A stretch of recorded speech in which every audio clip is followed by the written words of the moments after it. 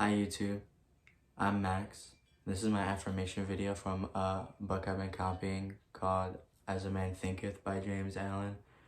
And this is my affirmation journal. I basically just copied the book and I'm reading it here. You can see all my other videos, basically it's the same thing. So I'm just going to read it to you and you can just listen. This is the thought factor in achievement. That we achieve and that all we fail to achieve is the direct result of our own thoughts.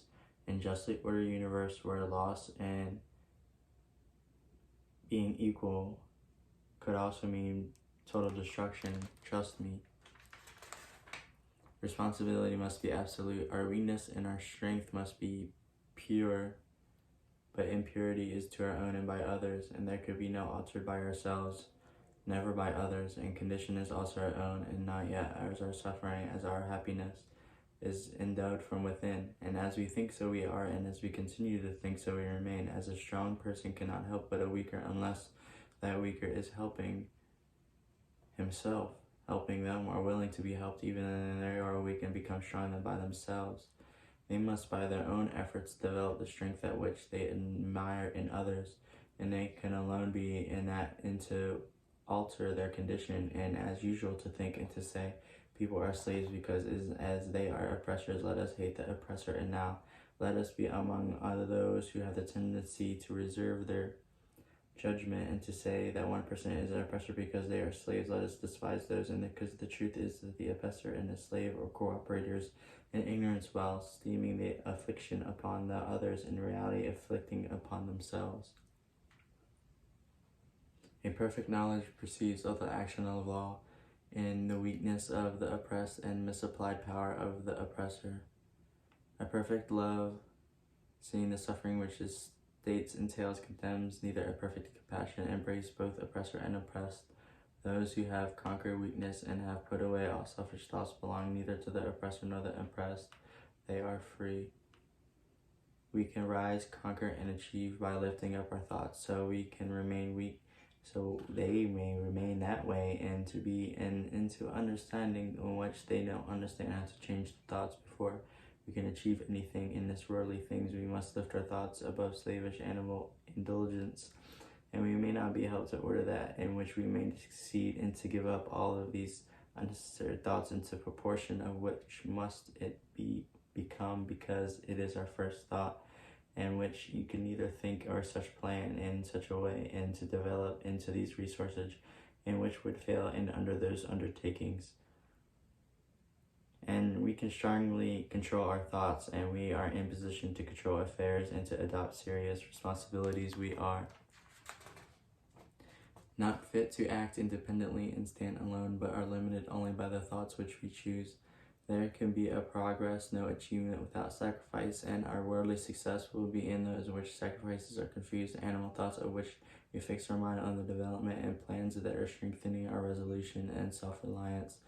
And the higher we lift our thoughts, the more upright and righteous we become, and great will be our success. The more blessed and enduring will be our achievements.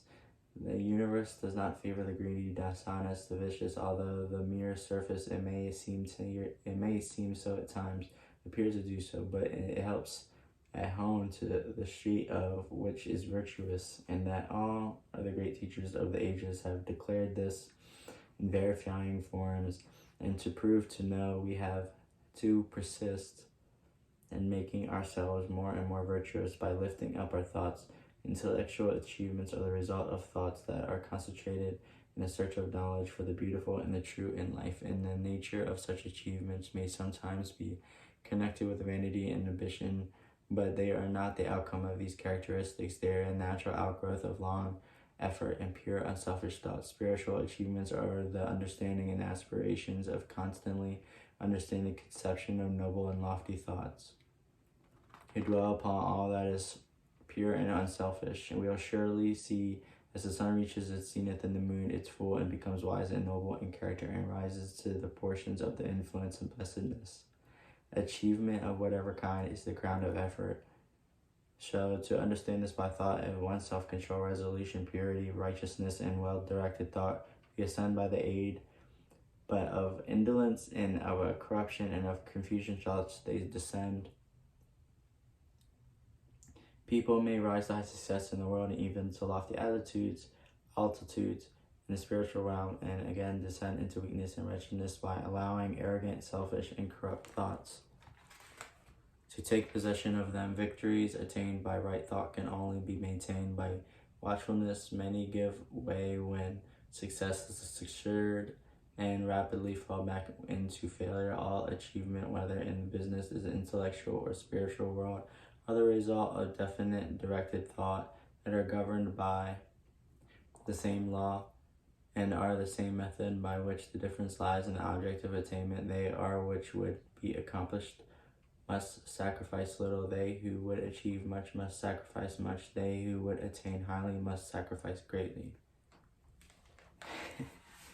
That was my affirmation video from As a Man Thinketh, James Allen. And that was the thought factor and achievement, and I wrote it here. I appreciate you. I hope you're listening. I'm Max, and I'm out.